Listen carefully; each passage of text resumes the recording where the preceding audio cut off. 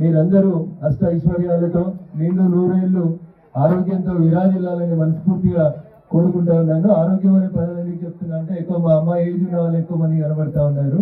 ఆ ఏజ్ లో ఉండే కష్టాలు ఏముంటాయో తెలుసు కాబట్టి ఆ తల్లి మీకు నిండు నూరేళ్లు అష్ట ఐశ్వర్యాలు ఆయుర ఆరోగ్యం ఇవ్వాలని మనస్ఫూర్తిగా కోరుకుంటూ మిమ్మల్ని కలుసుకునే అవకాశం కల్పించినటువంటి పెద్దలు శర్మ గారికి, సాయి గారికి, అన్న కపరప్రసాద్ గారికి మరొకసారి కృతజ్ఞతలు వందనాలు తెలియజేస్తూ, మంచి విషయాలు వారు మైక్ లో చెప్తుంటే మధ్యలో నేను వచ్చి రాజకీయ ఉపన్యాసం చెప్పడం బాగుండదు కాబట్టి మిగతా వేదికలలో చాలాసేపు మాట్లాడుతూ ఉంటాం. ఇది నా వేదిక కాదు, నేను అతిథిగా వహించమని మీ అందరినీ కూడా వేడుకుంటూ ఆ తల్లి ఆశీస్సులు మీ మీద ఉంటే న్యాచురల్ గా నా మీద ఉన్నట్టు నేను భావిస్తూ ఉంటాను.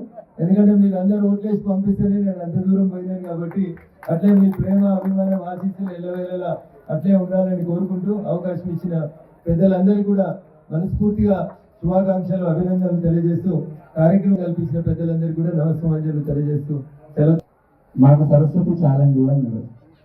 అంటే సరస్వతి ఉంటే లక్ష్మి సరస్వతిని వెతుక్కుంటూ ఆటోమేటిక్ గా వస్తుంది. అది వారి యొక్క భావన. అట్లా అభినందన తెలియజేస్తూ వారిని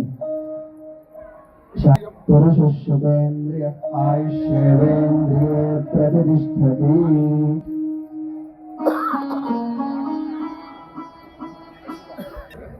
గురుగారు చూడాలండి, ఒక నిమిషం ఫోటో ఇష్టం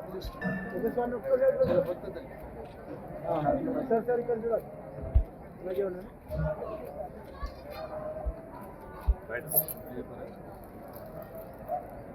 హిందూ ధర్మాన్ని కాపాడేటువంటి మనకు మొదటి జిల్లా ఎంపీ కావడం, ఎంపీగా గెలవడం అనేది మనకు ఒక ఆనందదాయకం.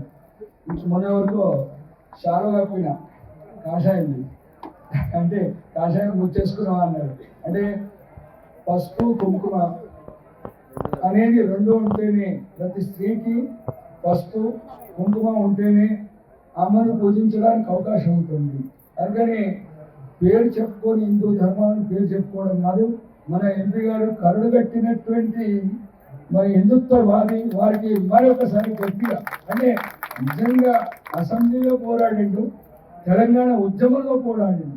ఎంత కష్టం అంటే జైల్లో పెట్టినా, లాఠీ చార్జీతో కొట్టినా కూడా తెలంగాణ ఉద్యమం కోసం కొట్లాడి చేసి ఆఖరికి మంచి ప్రఖ్యాత లాయర్ కనుక ఆ కార్యకర్తలు విడిపించినటువంటి ఘనమైనటువంటి చరిత్ర కలిగినటువంటి మా ఎంపీ గారు, మన ఎంపీ గారు, మా అంటే తప్పైతుంది, మన ఎంపీ గారు కనుక అటువంటి మహానుభావుడికి చక్కగా మరి అమ్మవారి యొక్క ఆశీస్సులు పొందుతూ ఇప్పటికీ 1300 చండీయాగాలు చేస్తూ సహస్ర ఆయుధ చండీయాగం, చండీయాగం 2001. ఎందుకంటే ఈ వేదిక ఎందుకు జరిగింది, ఎందుకు వచ్చింది అనేది మీ దృష్టిలో ఉండాలి.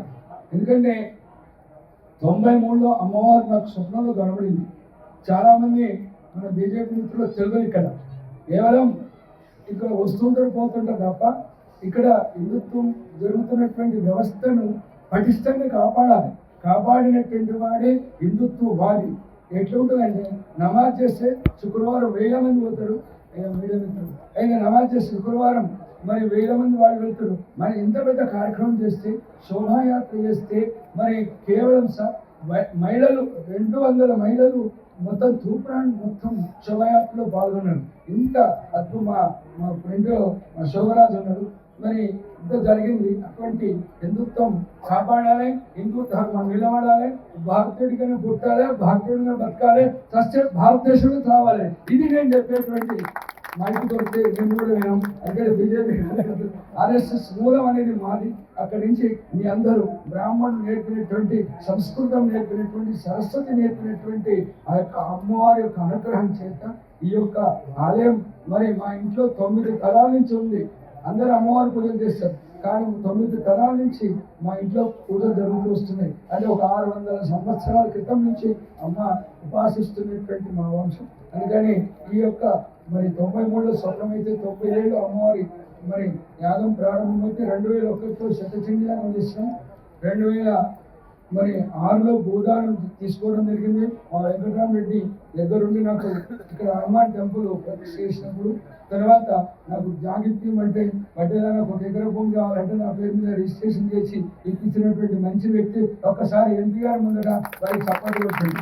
అలాగే మీరు మరి 2007లో శంకుస్థాపన చేసిన శృంగేరి యొక్క జగద్గురువుల యొక్క ఆశీస్సులతోని మరి 2018లో చేశాం. కానీ ఈ దేవాలయం ఎలా ఉంటే చందాలు చేసింది కాదు, చిట్టీలు పెట్టి ఆ ₹1,00,00,000 వస్తే అందులో నుంచి ఆ వచ్చినటువంటి 30 లక్షలు మునిగిన 70 లక్షలతో ఈ కార్యక్రమం చేయడం జరిగింది. అంటే కేవలం ఆ డబ్బు కూడా తక్కువైతే మళ్ళీ ఎవరిని అడిగినా హిందుత్వం అమ్మ అని పిలవాలంట లక్ష్మీదేవిని. ఆ కొల్హాపురి మహాలక్ష్మి 8/1/2018 నాడు అక్కడ అమ్మవారి యాగం చేస్తే అక్కడ అమ్మ లక్ష్మి ఇస్తే ఆ యొక్క ఈ కార్యక్రమం 2002/7/2018 నాడు యొక్క అమ్మవారి యొక్క ప్రతిష్ఠ జరగడం జరిగింది. అలాగే 2022లో ఈ యొక్క శాస్త్ర చండీయాగం జరిగింది. 2026లో మరి 25లో మరి ఆయుధ చండీయాగం 1300 చండీయాగాలు చేసుకొని జరుగుతున్నటువంటిది. అందుకని ఈ వేదిక మీదనే ఎంపీ గారిని కలవాలనుకున్నాం కనుక మరి మా తమ నియోజకవర్గంలో చక్కగా అభివృద్ధి ఎటువంటి లోటుపాటు లేకుండా మోడీ గారి ఆశీస్సుల చేత మీ యొక్క చక్కగడి ఇంకా మంచి పదవులు రావాలని మీరందరూ సపోర్ట్ కొట్టండి, వారికి మంచి పదవి రావాలని మనస్ఫూర్తి కోరుకుంటూ మళ్ళీ కార్యక్రమం చేసినప్పుడు మన ఎంపీ గారు మొట్టమొదటి ఇవాళ 2వ రోజు కానీ మొదటి రోజు రావాలని మనస్ఫూర్తిగా కోరుకుంటూ మరి ఆశీస్సులు ఇస్తున్నాం. శతమానం భవతి శతాయు పురుషేంద్రియ ఆయుష్యేంద్రియ ప్రతిష్టతి. చరిత్ర సృష్టించినోడు ఇప్పుడు ఆ చరిత్రని తిరగరాయబోతున్నాడు. అబద్ధాల గోడల్ని బద్దలు కొట్టి నిజాలను రాగా మీ ముందుంచబోతున్నాడు. నిజమైన వార్తల కోసం వెంటనే డౌన్లోడ్ చేసుకోండి రా యాప్ని.